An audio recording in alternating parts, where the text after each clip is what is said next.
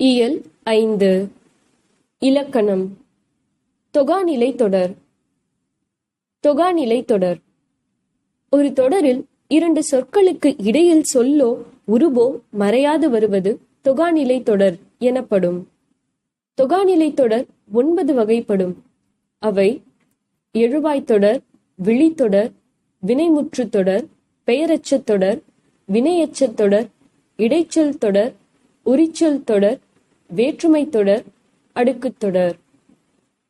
எழுவாய்த்தொடர் எழுவாயுடன் பெயர், வினை, வினா ஆகிய பயனிலைகள் தொடர்வது எழுவாய்த்தொடர் ஆகும்.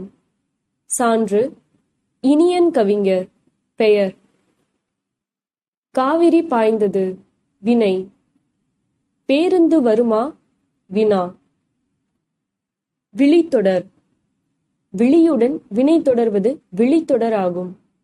சான்று: நண்பா எழுது, கோவிந்தா வா. வினைமுற்று தொடர் வினைமுற்றுடன் ஒரு பெயர் தொடர்வது வினைமுற்று தொடர் எனப்படும்.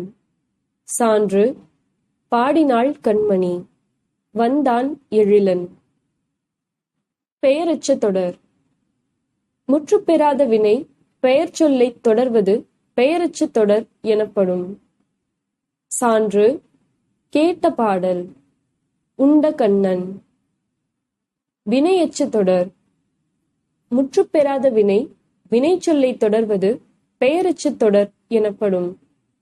சான்று: பாடி மகிழ்ந்தனர், வந்து நின்றான்.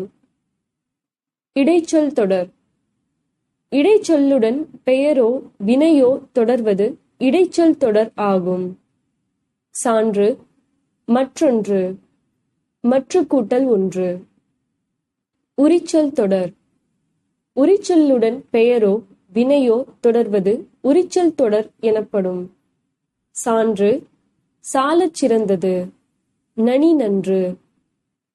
வேற்றுமை தொகாநிலை தொடர் வேற்றுமை உருபுகள் வெளிப்பட அமையும் தொடர்கள் வேற்றுமை தொகாநிலை தொடர் எனப்படும்.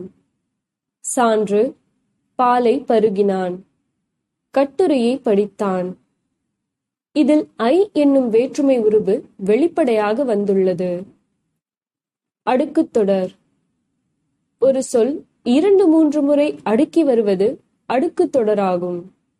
சான்று: வருக வருக வருக, பாம்பு பாம்பு பாம்பு.